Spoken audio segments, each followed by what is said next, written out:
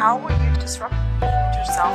How will you disrupt yourself? How will you disrupt yourself? Welcome to the Disrupt Yourself podcast. I'm Whitney Johnson. I think, write, speak, and live all things disruption, providing you with tools to move up the S-curve of learning in your career and your life. The Disrupt Yourself podcast has continued to grow as you have generously shared your favorite episodes and takeaways on social media, and you have taken the time to leave 5-star ratings and reviews on Apple Podcasts. So I want to take a moment and read our review of the week from Israel in Mexico. He says, "Hello, Whitney and team. I just want to tell you that you are doing work that matters and that your work has been essential in my own personal disruption. In this life, if you're not growing, you're dying, and your podcast has helped me find inspiration and vital information so I can continue chasing a better version of myself. One thing you've pushed me to do is to start a podcast in Spanish. I want to be an influence to change the mindset of the Latino community in my home country, Mexico. Thank you from the bottom of my heart." Thank you, Israel, from the bottom of my heart. And will you send us an email at wj@whitneyjohnson.com and share a link to your podcast? Y que tenga mucho éxito. Felicitaciones. I'm really looking forward to sharing our interview with Jim Ferrell. Jim is a best-selling author, sought-after speaker, and renowned thought leader on mindset and organizational change. He has degrees in economics and philosophy and is a graduate of Yale Law School. Jim is a managing partner of the Arbinger Institute and has co-authored or authored multiple best-selling books. We're talking millions of books. Books like Leadership and Self-Deception, The Anatomy of Peace, and The Outward Mindset. Jim Ferrell, welcome to the podcast. Thank you, Whitney. It's great being with you. First question for you today is, tell us a little bit about where you grew up and what you wanted to be when you grew up. Wow, that's an interesting question. I grew up in Seattle, Washington, and I wanted to play in the NBA growing up. That was my life. I was NBA bound. That one didn't work out, so I ended up doing something else. How old were you when you decided that NBA was not going to be the job for you? Well, look, how old was I, or how old were other people? So for me, it was probably 21. For other people, probably more like 8. I don't know. But I was really serious about basketball. It was a big part of my life and played it into college. And love it. Eventually, even I couldn't deny I didn't quite have the skill set to make it. So you wanted to play basketball. You realized, okay, this isn't going to work out. So you go to Yale Law School instead. How did you decide that you wanted to go to law school? Yeah. So what happened there was I was getting my undergraduate degree. So I was about to go to law school, but I got connected to a philosophy professor who really became my mentor at that point. And I ended up staying an additional year as an undergraduate to get a philosophy degree. And that year was amazing because it got me into the work. It's the foundational work really that's formed my entire career ever since. So I almost went and got a PhD in philosophy and became a philosophy professor myself. Yeah, I went to Yale and it was an amazing 3 years. And then, but like a lot of people who go to law school, I didn't go with a grand plan necessarily. It was sort of like, law school is a good next thing to do if you're not exactly sure what you want to do, because it opens up additional doors. It's a really great additional education as well. And I think for me, looking back, 2 things happened in law school that became formational for me in enabling me to do what I've done ever since. One was that, along with that year in particular studying philosophy, taught me how to think critically, taught me how to think logically, really taught me how to write logically as well and tightly. So those were really important. And then the other piece at Yale for me that was very important was that to graduate, you had to have what's called there a supervised analytic writing. Think about it, sort of a master's thesis level writing.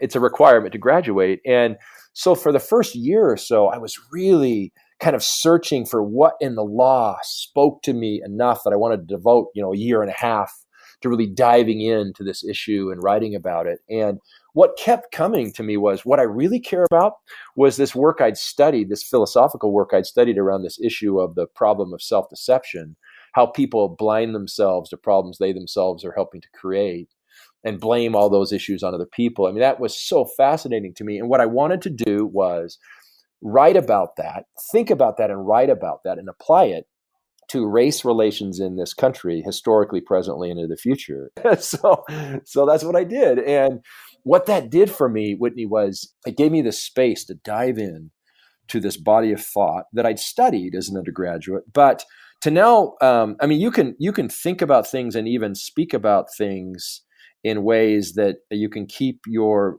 own blindness, your own lack of understanding a bit opaque that way. But it's impossible, really, when you start writing about a topic to remain ignorant about your own lack of understanding, right? I mean, you just gets clear as you're writing. You get muddled.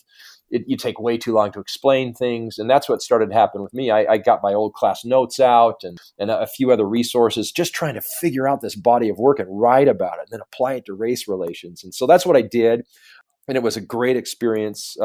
In retrospect, I had no idea it would end up being important, actually, for my ongoing career later that I did that, but it ended up being that. But then after graduating, I went to one of the really big mega law firms for a few years before my mentor reached out to me and two of his other former students to see if we would be interested in leaving our careers and banding together and building this Arbinger project, then the Arbinger company. Now it's the Arbinger Institute, what we're known by. And so the three of us all left our careers. I was the youngest of those three. We didn't know each other. We all connected through this professor that was common to each of us. So that's what happened. That was early mid-90s, and it's been quite a ride ever since. Do you remember the moment when this idea, so what was the name of your professor for everybody who's listening? Yeah, Terry Warner. Terry Warner. Okay. Mm-hmm. Do you remember the moment when, or some experience that you had when he was teaching these ideas around self-deception and you just had this aha of like, or a paper you wrote or just some moment where you said, this is good. Like, I have to understand this better. So many moments. I mean, one was Terry had a sort of very unfinished manuscript that people just copied for years and years called Bonds of Anguish, Bonds of Love. It never became an actual published book, but it was just brilliant. And reading that just page after page was so revealing. I mean, it's so interesting and so practically instructive about everything. I mean, at the time, I was a student, so I was applying it to my sort of student life. I was newly married. I was applying it to marriage. I had a job too on the side that wasn't at the center of my life yet, like it became later. But all of those ideas applying into these various directions was absolutely stunning. That's one of the things that I find really fascinating about this body of work that now I've devoted my life to, is that it has this, what I think of as this kind of simple elegance to it. It looks very simple on the surface, but it has this deep complexity to it that's elegant. But you have to really get your heads around it and your minds around it and ultimately your hearts around it. And when you do, what it enables you to do in all of your relationships everywhere in your life, how you work with people differently, how everything goes differently when you do, all of that really becomes illuminated by it. So everybody who's listening, I know you're now wondering, what is the big idea? Well, so the book, and you probably all know because you've looked at the show notes, but the book, Leadership and Self-Deception, it sold millions of copies and it's written by the Arbinger Institute. And I'm wondering two things is, where did the name Arbinger Institute come from and why the decision to have the book be authored by an institute as opposed to an individual? Is there some purpose, raison d'etre behind that? Then what's the basic premise of the book? Okay. So first of all, why in the name of the organization? And it's because there are really a few reasons. One is these ideas are bigger than any one person. And it's funny, we live in a world where people, are made into celebrities of one kind or another in different sorts of areas. And it didn't seem right to us that someone in an organization or individuals in an organization happen to be writing with their time are getting all of this attention when everyone else is working just as hard and their work is just as important. No one knows their names, and it creates sort of this stratification, or at least there's a risk that it can do that inside an organization. So we didn't want that to happen. We wanted everyone to feel completely valued. We're all in this together. These ideas are not about a person. They're bigger than a person. And we wanted to keep readers' attentions focused on the ideas and not on individual personalities. So that was sort of the big reason number one. Big reason number two was that we didn't want to get out in front of, at the time, Terry himself had not published a work out in the world. There was no way we were going to write something that was based on his foundational work with names on it that weren't his, right? I mean, there's just no way we were going to do that. So that was the second thing. And the third was, and this third one was a bit of a guess. Those first two came from these really strong personal convictions we had. This third reason was really a hunch. It was a guess. And it's turned out to be really good. And it's that, if you write in your own name, well, there are two things come out of it. And you get, Whitney, yourself the benefit of this too, because you've become well known. And so, for example, in speech circles, you're going to command really, really big fees because of the quality of your work and the quality of, all of your presentations. Well deserved. So that's the upside. We thought through that. We thought if the potential downside of that, those things could be mitigated against, but the potential downside is, let's say it's me who's out there on the circuit, for example, and now everyone's saying, okay, I've got to have Jim. It's got to be Jim Ferrell. Got to be Jim Ferrell. Got to be Jim Ferrell. At some point, I get tapped out. I mean, I can't do more, and the world's a really big place. And if we really want to scale in a massive way and be helpful all around the world, we want to position tons of people to be able to go out into the world with authority and with this work and have no one feel like they're getting kind of the second string, I wondered if it was something like that, so I wanted to just find out, and it's interesting to hear the rationale behind it. Okay, so let's go to the big premise, basic premise of the book, and what is self-deception? Yeah, so self-deception is this paradox that has stumped scholars since the time of Freud.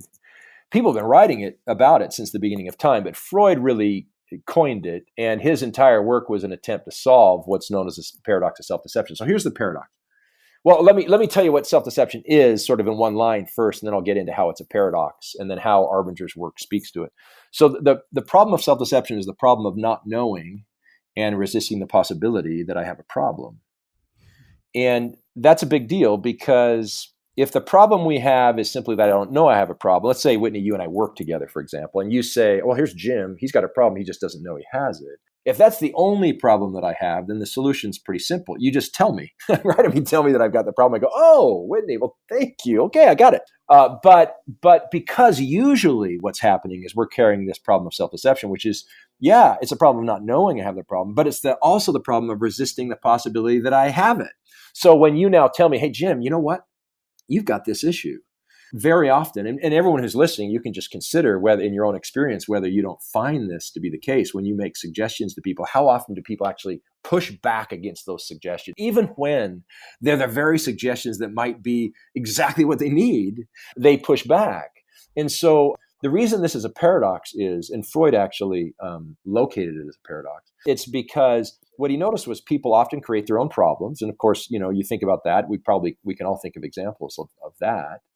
Second, people, when they're creating their own problems, seem to be unaware that they're creating their own problems, which you take those two observations together and you might conclude that, then people are somehow blind. We have certain blind spots that we just don't see about ourselves. But that's contradicted by a third observation, which is that very often people who are creating their own problems and seem unaware that they are resist solution to those problems. And what's interesting about that and why it's a paradox is we don't resist solutions to other things. Like you might tell me, Whitney, you might say, hey, Jim, I just went to this restaurant today down the street. It's fantastic. You might consider that.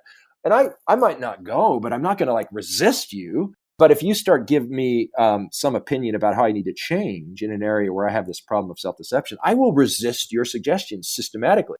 One of the folks really studied Freud's work, a scholar himself, said, you have to know the truth very precisely in order to resist it so perfectly. And that means that we're not blind. We can actually see. And that's the paradox of self-deception. How do you explain in the same person in the same point of time such that they are both blind and sighted? How can you account for that? And no one had been able to figure that out until Terry did. His work is the answer to that. It really took a philosopher to figure it out rather than a psychologist, because it took a philosophical worldview to be able to see what's actually going on there. So that discovery of how that is, it's a massively important academic scholarly discovery. But even more for me and for us at Arbinger, what's really amazing about it is its practical implications. So for example, here's what happens. One of the things that happens when we have this problem of self-deception is that we end up blaming the things we are in the middle of on other people. Other people become objects of our blame. And because they do, we're no longer really fully seeing them as people, not like we're seeing ourselves as human beings. We see them as different than that.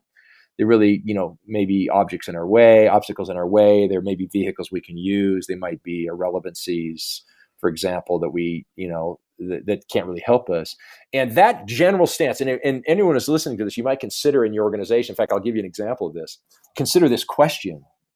Who in this organization likely feels objectified, like they're seen as objects? I'll give you two examples of this quickly. So I was working here with a hospital system. They wanted to revamp and improve the patient experience in their emergency room. So we had a group in this particular consulting engagement. We had doctors in the room. We had nurses in the room. We had other folks in the room. And so I just wanted to get clear on who are the groups of people who exist in an emergency room. So I said, okay, who's in an emergency room? Just help me out. So I'm up on a whiteboard and they say, well, we've got doctors. So I write doctors up there. And they said, well, we've got nurses. So I write nurses up there. Someone said, well, we have technicians of various kinds. So I write technicians. And then someone says, oh, and we've got ancillary staff. And then I start writing ancillary staff. and I pause halfway through the word ancillary. Because think about that word. I mean, it's like superfluous. It's about the people on the side that don't really matter quite like other people matter. I mean, the objectification of other people is built in the word. And one of the things that's fascinating was really fascinating to me in the moment about that is that the people that are called ancillary staff are the people that you and I spend most time with when we go to the emergency room. I mean, the patient experience in the emergency room for me as a consumer of those services has at least as much to do with the quote unquote ancillary staff as with anyone else there. And so what that system came to realize right from that moment was the patient experience in those emergency rooms could be no better than the experience of the so-called ancillary staff in those rooms. And we might begin by considering how we might change that title. Here's another example. I was at Madison Square Garden working with their sports division. And same thing, we asked this question, fairly early on in our time together on this particular day, who in this organization likely feels objectified by others in the organization? And they all got it into groups and gathered back. And it was very clear there were two groups in particular that they all agreed on. They were the ticket takers at their venues at Madison Square Garden and at Radio City Music Hall, and the ushers. And what mortified them when they realized this was those are the two groups of people who actually touch their customers.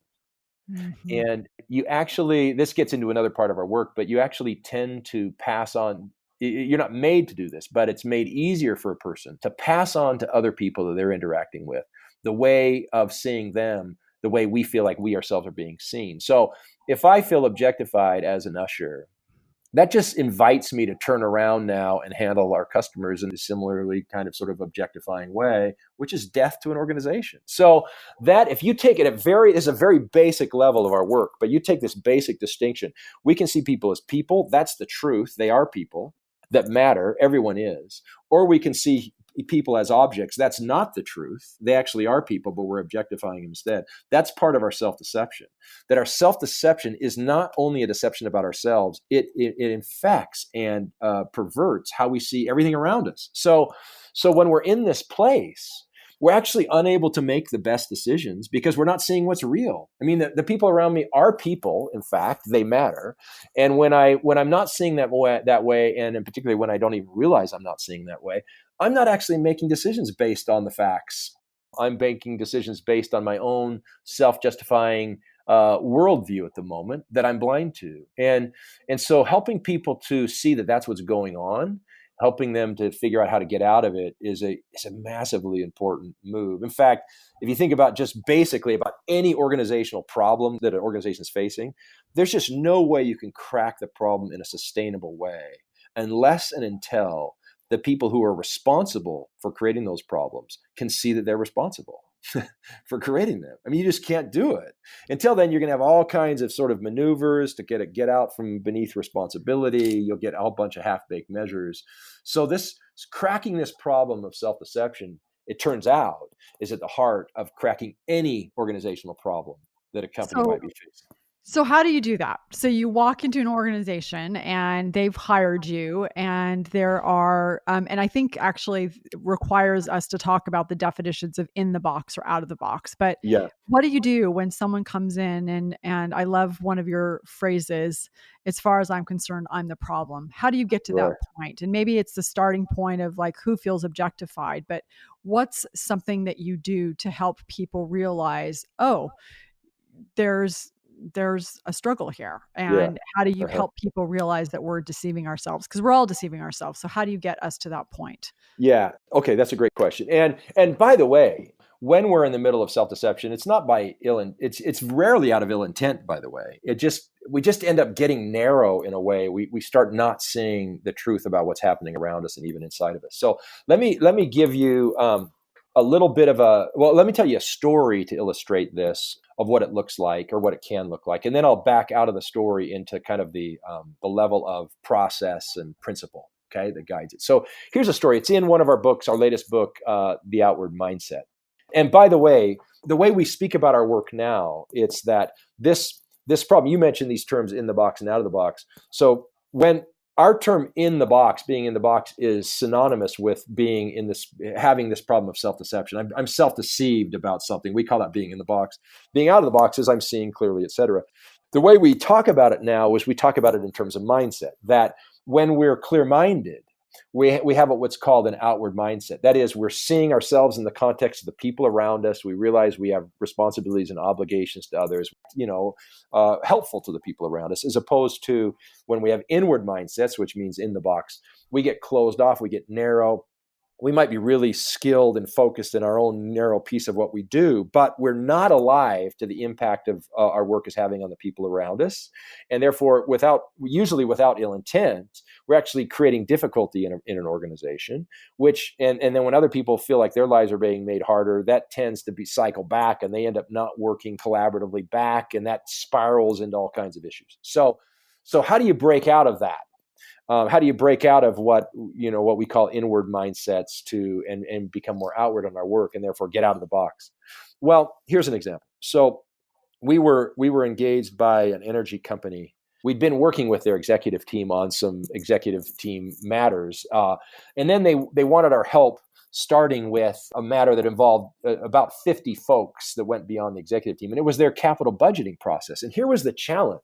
Their capital budgeting process, this is really hard to believe, but it was the case. There's a large energy company. It took their top 50 people in that company spent 70% of their time every year planning the capital budget for the next year. What energy projects are necessary? How are we going to engineer for them? I mean, everything. What monies are we allocating to all of that? I mean, all of that was 70% of the time of the top 50. And they said, we've got to shorten that down. Can you help us do that? We said, sure. So here's the basic problem. Whenever we get narrow, whenever we're in this problem of self-deception, here's one way to capture it. It's that we're not seeing. We are actually not seeing what's real. And one of the ways we're not seeing what's real is we're not seeing the people around us. We've gotten narrow.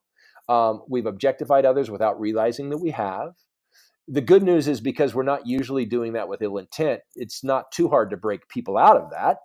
They're not bought in. They don't have to be doing that. When they just awaken to what the way they've been doing it has actually gotten them so they're not seeing the folks around them, then we work with a series of tools to help people then really to see and to integrate, collaborate, et cetera. So here's a very basic process that we use to crack this one. So we first broke down the capital budgeting process into its steps. There were 8 of them, as I recall. And then we just got each of the groups, starting with step 1, pulled them up to the front of the room of those 50 people. And then it was the project for everyone else in the room just to see as much of what these people's jobs were as they possibly could.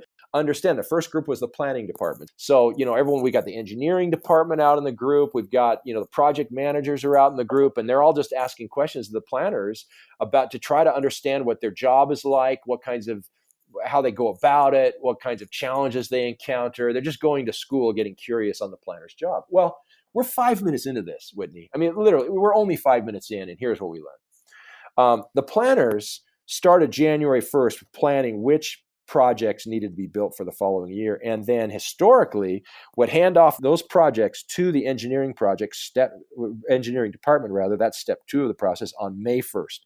So you've got 4 full months of the planners doing their planning before step 2 can even start. Well, what we learn is the planners actually know 80 to 90% of the projects that are going to be built. They know that by the end of the first week of January. It's just the next 10 to 20% is what takes the bulk of the 4 months.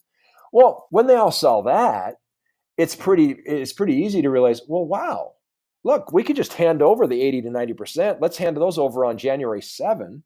And engineering can start on January 8th, right? So that's what they did. I mean, they recovered almost 4 months just, within 5 minutes. And so none of that's rocket science. In fact, when you're speaking about working with human beings, it's making it into rocket science, which actually is part of the problem.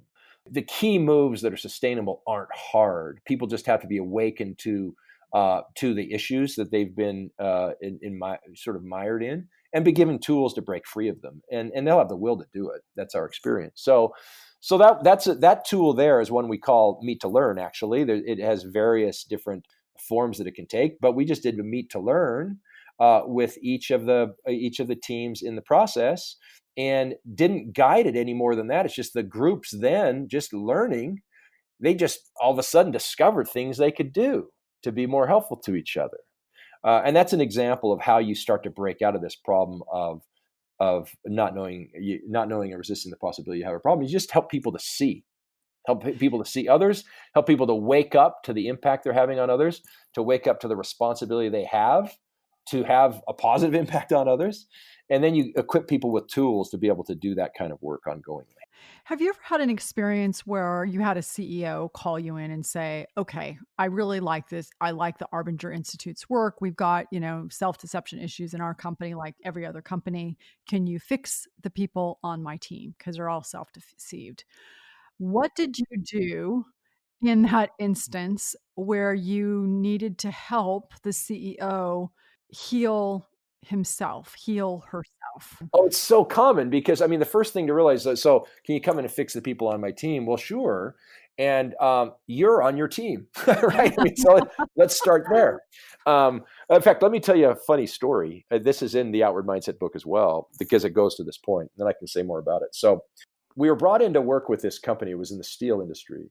And there was a consultant who's world renowned that most people listening to this podcast would actually know this person's name, who'd been working with this particular CEO around his corporate issues for about a year, but they had not made any headway. So the CEO had said, look, I like you, but this really isn't driving to anything. I feel like we've got to go deeper somehow. Is there anyone you think maybe could help us? And this consultant said, actually there is. And so he brought us in. And so the very first meeting, here's what we did.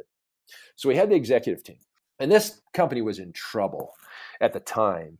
They were really in trouble. It was sort of an existential moment for them as a company.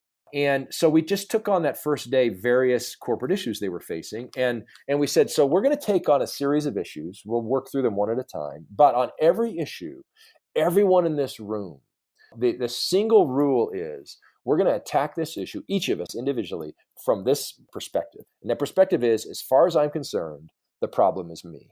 So every problem we're going to encounter, no one's allowed to start going out and casting and looking around outside of themselves or the problem. Everyone's going to look inside deeply and say, how am I contributing to this? That was the project. Well, it ended up being an amazing day. That isn't, by the way, a normal part of our process necessarily, but that's just that for a whole bunch of reasons with that particular group. It felt like that's where we needed to start. So that's what we did. And by the end, it was an amazing day, really powerful. They made huge headway on a whole bunch of issues. And their CEO, his name was Jack, was so excited by this. And Jack was kind of the guy you're describing, Whitney. He was the chief guy with a problem. And he'd been blaming his company woes on everyone but him because he's really smart. He started the place. He knows how to do things the right way. It's sort of the standard story. And so Jack gets up at the end. He says, this has been an incredible day. And so I want you to know how much I believe in this, how important I think it is. So what we're going to do is we're going to put posters up all over the company. We're going to have our computer screens are all going to have the screensavers that say, everything's going to say, oh, and then he summarized it this way. So, and just remember, so here's the message. Just remember, as far as you're concerned, the problem is you. That's what he said. As far as you're concerned, the problem is you. And of course, all the executives are like, oh, their heads sort of fall like, oh, my word, Jack, it didn't penetrate you today at all. And that's the problem of self-deception. We encounter this all the time with leaders. What happened? Oh, what happened there was he definitely got it eventually. That whole company, we helped them turn it around in this massive way, and they became the juggernaut in their industry that's sustained over 2 decades. They just recently sold. Jack has now passed away. But yeah, Jack was a little slower than others in the room, but that just told us we needed to spend more time with Jack. So what typically happens in a case like that is we'll get a call.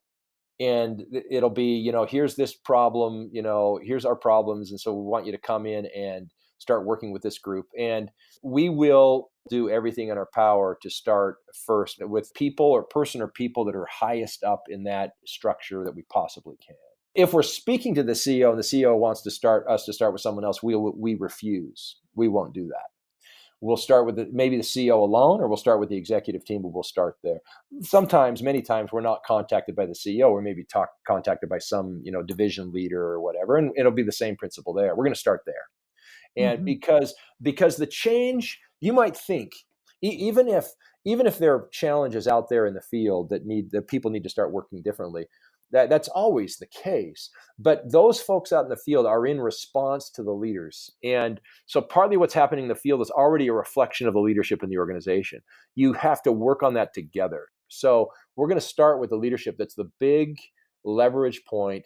And when you start leading differently, we get leaders out of the box, get them out of inward mindset ways of thinking about things and trying to lead an organization into outward mindset ways of seeing and leading, giving them the tools to do that. That equips folks, even if, in fact, we've had a study now from Cornell and Georgetown together, have done study on our work in healthcare system, that it shows that the folks, even if people don't, if you have teams that don't even go through Arbinger's work at all that happens is the leaders of those teams go through the work.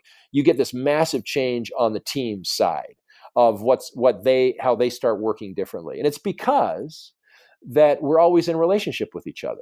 And that's one of the foundational things about our work. I'm in response to you, you're in response to me. So you change a leader, get a leader, and he or she starts working differently. Their teams will start responding differently to them as well. And so that's why you have to start there. If you don't start there, what happens is the teams it just gets cynical. Well, why aren't you working with the leaders? Or they think they're above this, and teams will just shut down. Completely self-defeating. Right. Exactly right. Or even worse, there's a related challenge here, Whitney. It's that you can start working with the leaders, but then too quickly to move on with others. You're only ready to move on beyond that particular leadership level you're working with when the people who are on their teams are noticing change in them. That's your clue about when you're ready to move forward. Otherwise, people can start going to the work and they can think, well, wow, I mean, you've been working with Kathy, but I haven't seen any differences in Kathy. So why should I expect anything to be different around here? So it sort of breeds a kind of cynicism. So really being purposeful about the process. I mean, there's the content side of it, but there's the process side of how you actually work the real change in a way that doesn't create resistance to change that's equally as important. Yeah, love it. Okay, so let's go through a couple of quotes, ideas in the books that really resonated with me, and I'd love to just talk and have you riff on them. So one of them, I'm going to paraphrase a little bit based on some of the language changes you've made. So it says, there is the assumption that when we're out of the box or have an outward mindset, our behaviors are soft. And when we're in the box or inward mindset, they're hard. So how do you sustain a business that way? And one of the things you say is, well, actually, I'm going to let you respond to that question. I think it's a really good one. If we're outward mindset, we're thinking about other people, we're soft. If we're inward mindset, we're hard. Like, we've got to run a business that way. What do you say when people say that? That's a common, early on when people encounter work, that's a common misunderstanding they can have. But of course, when you're talking about seeing someone as a person or seeing someone as an object, it doesn't follow from that I'm either soft or hard either way. I mean, I can be hard with people who are people to me. They matter to me. And what they need is some sort of, I need to give them tough feedback right now. For example, I'll give you an example. When I was a lawyer, I was on the side running I want to do real social good as well. I was out in California. And so I created mentoring program in the city. I was in San Diego, so I was lining up. My organization was lining up sophomores, juniors, and seniors from San Diego Unified School District with professionals around the area in their areas of interest and that kind of thing. And it started to get a lot of traction. Actually, got written up front page of the newspaper, the Union Tribune in San Diego, and everything. And so I had to hire up an organization. So I hired up one person essentially to lead the outwardly facing part of the company and someone else to lead the inwardly facing part of the organization. And I hired them both in a hurry. I didn't really do due diligence. It turns out I got really fortunate with one of them. He was fantastic. He was the internally facing person. The other person, though, was a massive challenge. And it turns out he was sloppy. He cut corners. There were all kinds of challenges. And I could see them. And I could realize, I'll call this guy, his name's John. If John was going to succeed in that organization, there were a number of things he had to change, and fast.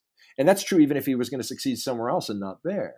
And so if John was really a person to me, at the very least what would have happened, if I really cared about him and saw him as a person, we would have had a conversation. And it might not have been a comfortable one for him, but I would have cared enough about him that we would have had it.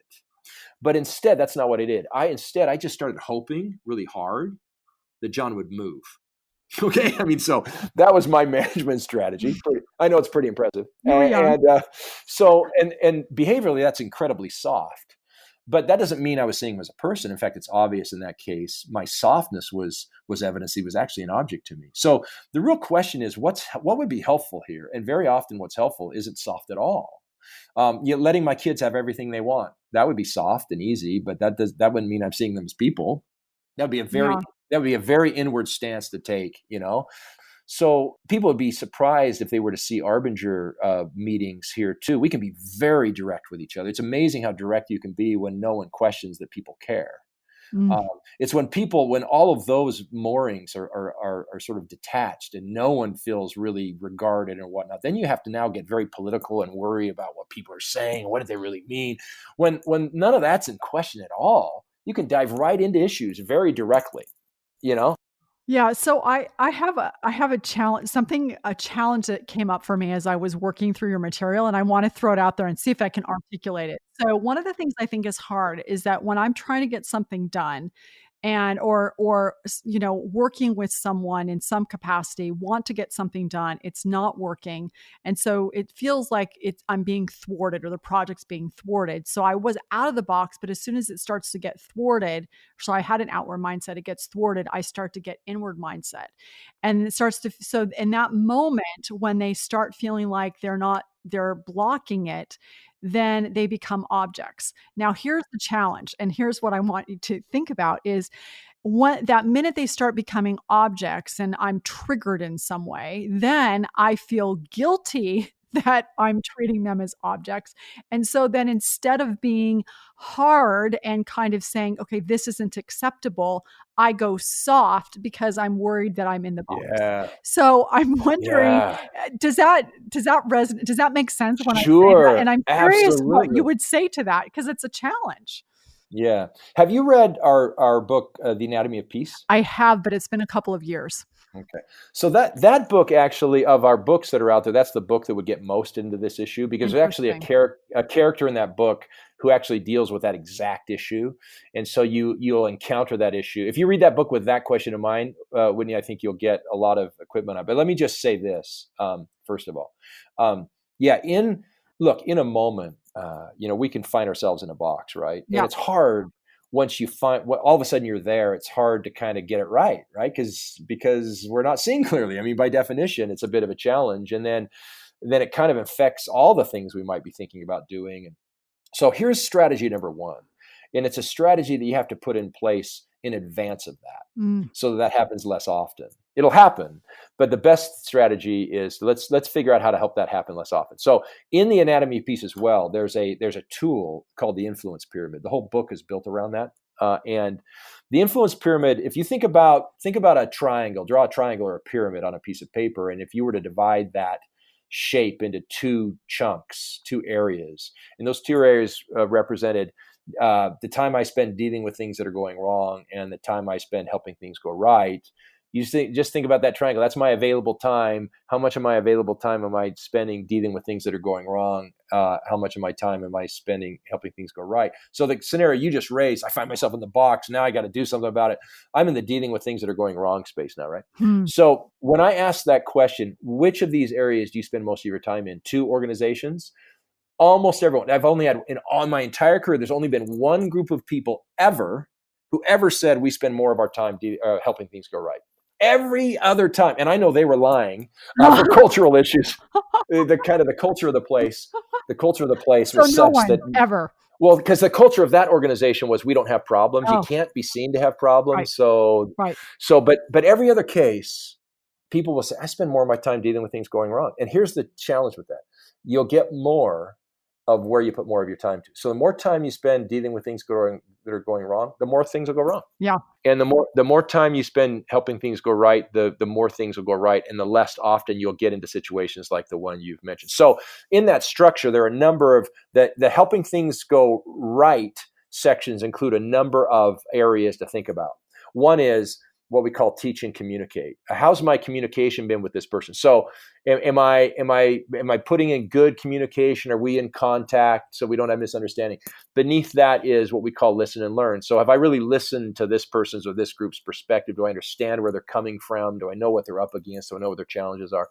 And then the next levels down are 2 relationship building levels. One is the strength of this relationship with this particular person or group of persons, and the strength of my relationships with other people who have influence with these people. So, and then the very base of this, of helping things go right, is this idea of getting out of the box, seeing other people as people, having an outward mindset. Interesting. So the more you spend your time in advance of the problems coming up at those lower levels of the pyramid, the less often you'll face the issue you're facing. Now, if you face it, here's, let me give you an example, because this happens, like I'm out with groups all the time, either giving speeches or doing workshops or doing consulting. And this will happen. I mean, sometimes I'll find myself, starting to be getting bugged by somebody. And I realize in that moment, oh my word, I'm in the box right now. I mean, I'm supposed to be talking about not being in the box. And here I am in one.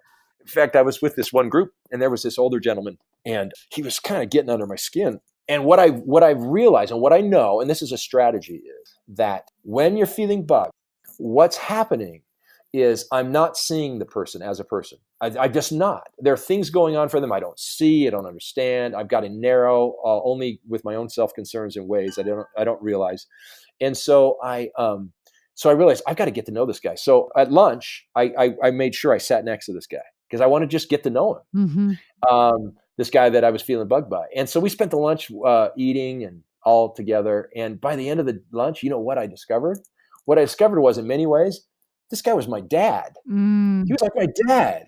And I could honestly say by the end of lunch, I love that guy. Now, he still did things that, I didn't think were, perfect, but the rest of that experience with him, I wasn't bugged at all. So if I find, man, someone's getting in my way or they're slowing the process down and now I'm bugged about it, it's not like go soft or hard. That's not the point. The point is what can I do right now to see them more? Yeah. Now, when you see them more, maybe it's go sit down with them, have a conversation. Maybe it's do what we call a meet to learn. Maybe it's whatever. There are a lot of different strategies you can follow. But what follows from that might end up being behaviorally hard or behaviorally soft. I mean, it might be what you realize is, oh, you know what? Now I see what's going on with them. And what's going on with them is they're failing to step up right now in a way that they really need to. And it's not helpful for me as the leader here to allow that to continue happening. That they're not going to be growing if they do that. They're going to be getting in other people's way. That wouldn't be good for them or for this person. So we're going to sit down and have a conversation. I mean, it might be that's what you do. Yeah. But if you start from what I realize now is I'm not actually seeing this person clearly.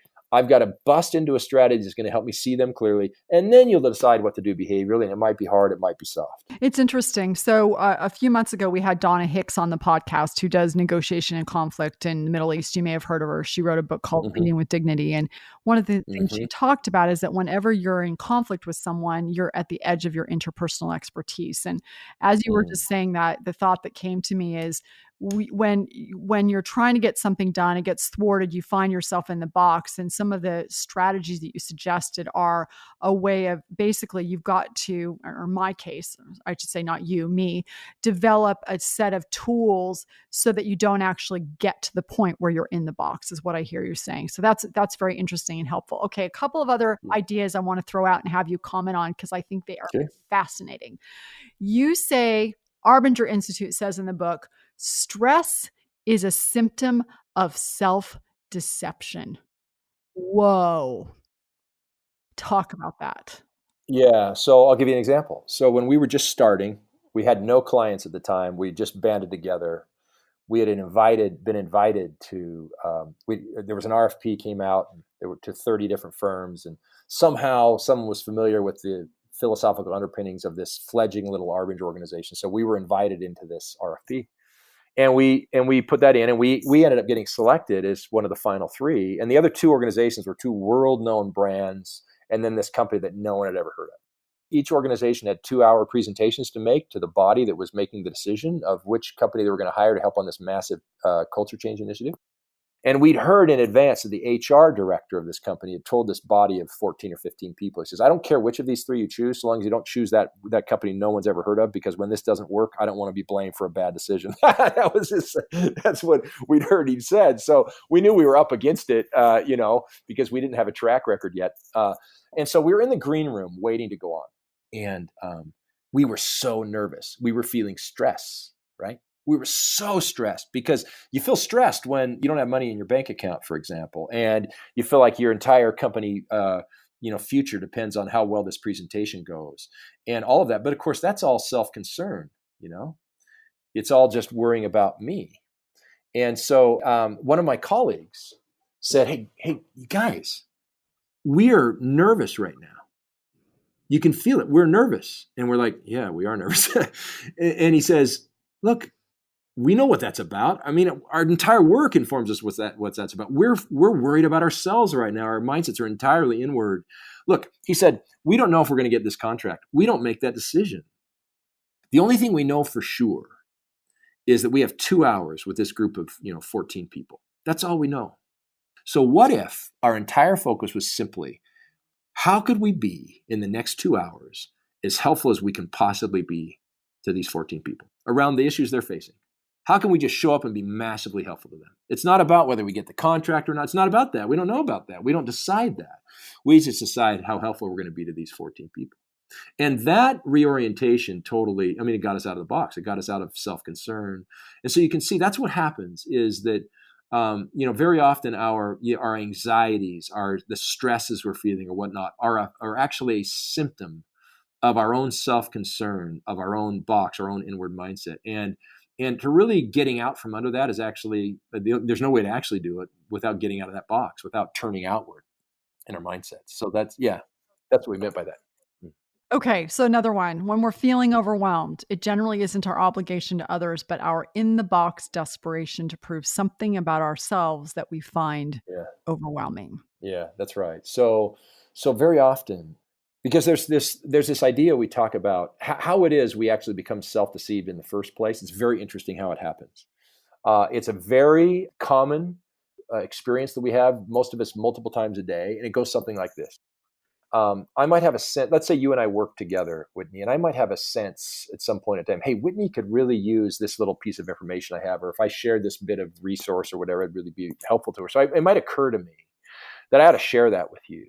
But of course, I now have a choice. I can share it or not. And whenever I violate my own sensibility toward the people around me, and it's my own sensibility, it's not written in the sky anywhere. It's just my own sense that I'm bringing to something. Whenever I act contrary to it, what happens is I now enter into a place, into a way of being where, or into a mindset, the way we talk about it now, where I have to justify why it is I'm not doing the thing I felt like I should do. So now in this moment, I'll start finding problems in you, why you haven't shared things with me in the past. So why should I share with you? I'll find reasons why I don't need to do that anyway. I mean, my whole rubric becomes around how I justify my own actions. So, and that's this box we talk about. That's this inward mindset. Now, one can take from that a misunderstanding. And the misunderstanding is, oh, then I need to, anything I feel to do, I need to be doing for everybody. It can feel like there'd be this sort of multiplication of obligations, these felt obligations. I've got to be scurrying around doing for things for people all the time. But in fact, that's not the case. What's actually the case is this. There's a particular kind of box we get in. And there are different kinds of boxes we can get in, but there's a very common one that we all get in plenty that has a need to prove itself for being a certain kind of a person. Maybe being a thoughtful person. I need other people to think that I'm thoughtful, that I'm caring, that I'm kind. And it's a different thing for me to be a person who's simply thoughtful, caring, and kind versus being a person who needs other people to think that I'm thoughtful, caring, and kind. I'm a different person. Mm-hmm. And if I have Mm-hmm. the need for other people to think that way of me, I will feel there will be a multiplication of felt obligations I got to be doing all the time because I'm trying to prove something of myself. I need people to see me in a certain way. So I feel like I've got to do this thing and I got to do that thing and I have to do this thing over there. And oh my word, I'm stressed because I'm not able to get these other 10 things that I've got to do. And it's all being driven by this need to manage the impression in other people's minds of who I am. As opposed to, look, I mean, if I'm a person, other people are people, I do the best I can. There might be a lot of things I wish I could do. I don't have the wherewithal to do in the moment. But because I'm not being driven by some desperate need to prove myself in another person's mind, I'm able to do what I'm able to do. As an example, I was, after one of my many flights I'm on, I was on this plane and I just happened to notice after I sat down, someone loading on the plane after me. I looked at him as he went by, and then looked at the next lady as she walked by, and the next lady, and then the guy. And I noticed a few people, and I realized that I was having a thought about each of these people, and it was, oh my word, these people are headed home, just like I am right now from work or whatever, or they're just leaving home like I did a couple days ago, and it was just that thought that all of a sudden I felt connected to them. Like, oh, I kind of get what's going on in their lives. Now, I didn't know anything more than that, but I sort of felt like I'd seen them in a way that usually I'm sort of head down on a plane, not really noticing. And by the time, the doors had closed, I could honestly say on that particular flight, I actually was grateful that day to be with those people, with that particular group of people. I felt like I'm grateful I'm with them. Now, that didn't mean at that point that I had to immediately get up and hand out all the peanuts to everybody because I was seeing them as people. It doesn't mean that. I mean, a lot of times our mindset's outward. It just might mean, hey, I'm grateful I'm with this group, and I'm not stressed. I'm not stressed about it. Yeah. I'm going to do what's needful. I'm going to do what I'm able to do. I'm going to do whatever my job is in a way that's not making their jobs harder, certainly, and better yet, if I can make it easier. But I'm not being driven by this desperation to prove myself in other people's minds in a particular way. That's what we meant by that. Yeah. So good. Okay. So Yeah. I have a couple more questions for you as we wrap up. But before we do that, where can people find you? Sure. So I'd say the best is to go to our website at arbinger.com. That's ARBINGER.com. And you can find all kinds of resources there. I mean, really interesting resources. We have free assessments you can take, a mindset assessment, a mindset styles assessment, all kinds of white papers, case studies. And you can find information about courses that you can take, either public courses or the kinds of things we can do within your organizations or speeches, et cetera. So all that information is there. Okay.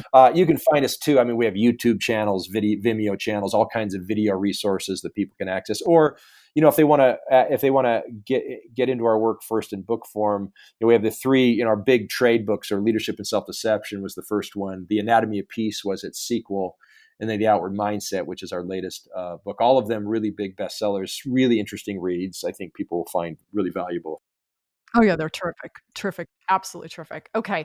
So I think 3 more questions. Well, first of all, I want to share an observation. So one of the things that I thought was really interesting, and I want to share a learning that I had, is you talk about in how we value other people's failures because they give us an excuse for why we shouldn't have to help them. And I value my own failures because they give me proof others have done me wrong. And one of the things that was really helpful to me is I thought a lot about my father. So my father's now passed away, and he was someone who had embezzled money. He was a womanizer. And, I have cast a lot of blame at him. And one of the things that was really interesting to me, and I don't know how I'll work through this because it's just kind of a realization I've had in the last couple of days as I've been reading and preparing for our conversation together, is that by having those feelings, there's some behavior that this is allowing me to Mm, justify, which is terrifying, actually. yeah. It's delicious, but it's also terrifying. And so it's a really interesting thing for me to start to think through, not only with my father, but I think in general, every time I'm blaming something for someone for something, I'm using that as a way to justify. And so it's just really, really rich stuff. And I think where your work is certainly valuable at work and in the organization, I think the place where it's most helpful is with the relationships and the people that we're closest to. And so I wanted to share that with you. And then ask you, I think this is a really important question as we wrap up is, as you do this work, what has been one of the hardest things for you personally? Who do you struggle with? Where are you in this journey? Because you're talking about this work, you're teaching this work. My question is, in what ways are you living this work? Yeah, that's a great question. First of all, to your first, what you just shared about your father, there's a video I want to send to you, Whitney. So I'll just do that. I'll just mention it now. There's a story that we write about in the Outward Mindset of a gentleman who had an issue with his father. His father actually took his own life, and this now man, but when he was a young, like a teenager, ended up starting to blame all of his problems that he was experiencing then on in his life on this father who took his own life. And it's really quite a story. And then we went and captured that on video. We took him back to where this happened, which was this big ranch in Nevada. We took this now, a fully adult man back there and filmed him back in the original place. And he retold that story. It's pretty powerful, and you might find it helpful in your own situation. So I'll send you that video and you can take Thank a look. you. Yeah. I appreciate it. Now on your second question, look, when I first was contemplating leaving law and doing this, I spent a week with Terry and a few other people. And at the end of the first day together, Terry put his arm around me and he said, "Jim," he said, "you're just sick enough to be here," is what he said. Which meant I took it that, I've got enough of this problem that we talk about that I can maybe helpfully talk about it with other people. And that's really, I'm able to write about these ideas, able to talk about these ideas not because I don't have the problem, but because I have it. And I'm willing, at least enough of the time, to face up to it and to start to ask honest questions about myself. So, look, I've had in the past and continue to have certain relationships or certain situations that I struggle with. There's one there you can locate this work both in terms of particular relationships. You can also locate it in terms of a particular kind of style of box that a person might carry a lot that has impact in a whole bunch of directions. And here's one of my biggest ones. So we write about this in the Anatomy of Peace, these 4 fundamental self-justification styles of inward mindset. They are, I can view myself as being better than other people. That's one style I can get myself in. I can view myself as what we call an I deserve box. I deserve things that other people don't deserve. I can view myself as being worse than other people. Or I can view myself as needing to be seen as a certain kind of a person. I need to be seen as smart, or I need to be seen as nice, or I need to be seen as kind, or I need to be seen as driven, or whatever. And for me, one of my biggest box styles is the need to be seen as kind of style. And what that means and how it shows up in multiple directions is that if you have a justification style that's like, I need to be seen as likable, for example, or as kind, what that will mean is when what's needful and helpful in a situation might be direct and maybe a bit tough, I won't be able to do that. Which means I won't be able to be helpful to a person in that case. I'll be too weak. I'll be too soft. And because I'm too self-concerned, I don't care enough about them enough to be with them the way they really need, which might be to be a little tough right now. I'll wimp out, and that for me, it shows up in a lot of ways. So one way that can show up is I'll get quiet, for example, maybe mope and won't speak up. And just sort of let things happen to me or whatnot, and then blame others for why it's happening when I'm failing to see how. Wait a second, if I'm just staying silent and moping around, I actually share responsibility in what's happening to me. I mean, you see why that is. I mean, there's nothing I'm doing that's inviting that to stop or to be different. I'm no change agent in the world at all. I'm just cementing in the current patterns and finding justification in them. So yeah, I have enough experience in that kind of a box and all the others to be able to speak intelligently about them, unfortunately. And that's really kind of a prerequisite here at Arbinger, is just is being able to sort of have that life experience, but then being willing to talk about it, Right. because that's what helps other people. That's why I think our books really resonate with folks is, people read the books, and the books have stories like those in them, and they invite people to see themselves in them. Right. I mean, it sounds like you've had that experience too, Whitney, Yeah, reading them. absolutely. Absolutely. Yeah. They've just been terrific. Okay. So Jim, thank you so much for being with us today. I appreciate your candor around that. I think the 4 justification styles of the anatomy of peace, I think, are really powerful and useful. So as we wrap up, any final thoughts that you would like to share for our listeners? Yeah, I would say, look, this, from my perspective, every bad thing that's ever happened in the history of the world has at the heart of it the objectification of other people, every single one of them. And so learning how it is that we do this to each other individually and collectively, culturally, corporately, and then figuring out how not to do that, how we're going to actually honor each other. We're going to help each other grow. We're going to hold ourselves accountable to each other to, step up in ways that are helpful. That's massive. To me, it's the most important work in the world. And the big challenge to it is this.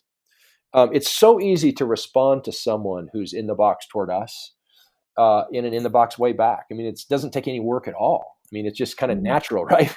And it's also simple to respond to someone who's out of the box toward us and seeing us as people, to respond in kind to them, right? I mean, we all have people in our lives that are that way. And it's like we show up as our best selves. We don't have to think about it. It takes no work. The thing that takes work, and to me, it's the thing that takes leadership. In fact, it's really the big leadership move. It's the only move that actually takes real leadership. And that is this one. It's the move where someone else has an inward mindset, or a whole group does. And I'm going to have the courage and wherewithal to be outward notwithstanding. I'm not only in response and reflecting back to the other side who they're being toward me. No, actually, I'm stepping in a leadership kind of way. And I'm going to see another person as a person because that's who they are. There's nothing they can do to me that's going to keep me from seeing them who they are. There might be a lot of choices that can be taken from me, but you can't take from me how I'm going to see you, no matter what you're doing to me. And that's holding ourselves accountable for that foundational choice, showing up that way. Being the leader is, I'm not going to wait for everyone. I don't need everyone else in this organization to turn outward before I turn outward. No, I'm going to turn now. That doesn't make me worse off at all. All that does is it helps me to be able to see what's really going on. Now I can start making better decisions. I don't have to wait for other people to turn. That's what the world needs most of, in my view, is people who don't wait for other people to turn, but they turn themselves. And that's what we call the most important move, actually. And equipping people to be able to make that most important move is key from our point of view. So, Jim Ferrell, thank you very much for being on the podcast with us today. It's been a pleasure, and we wish you the best. So fun, Whitney. Thank you for the opportunity. My big takeaway is that this is about personal disruption. Understanding this concept of self-deception is key to one of the most important accelerants in disrupting ourselves, battling our sense of entitlement. This is where we preference ourselves above others, effectively turning those around us into objects rather than seeing them as people, resistant to their feedback and ideas, preferencing our wants and needs above all else.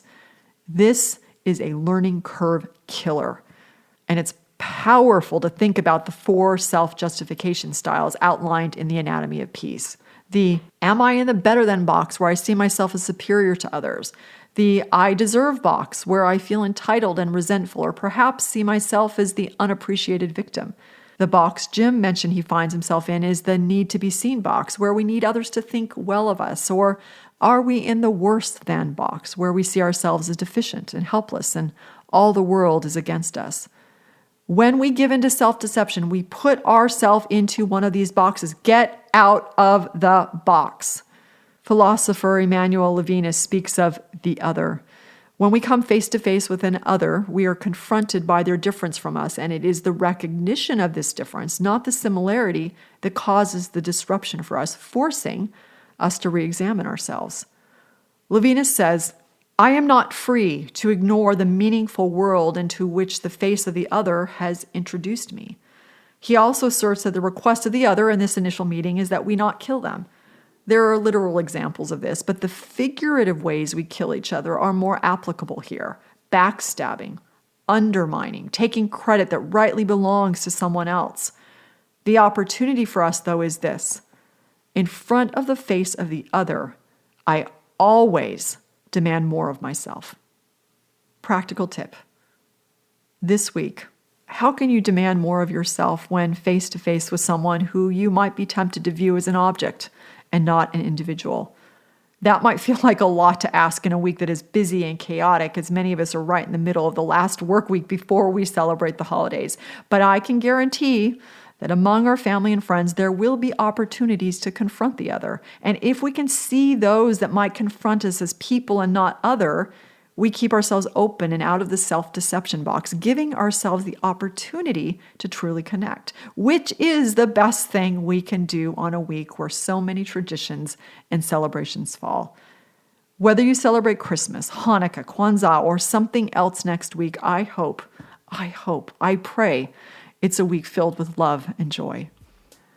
Thank you again to Jim Ferrell for being our guest. Thank you to sound engineer Melissa Ruddy, manager, editor Macy Robison, content contributors Emily Davis and Nancy Wilson, and art director Brandon Jameson. I'm Whitney Johnson, and this is Disrupt Yourself.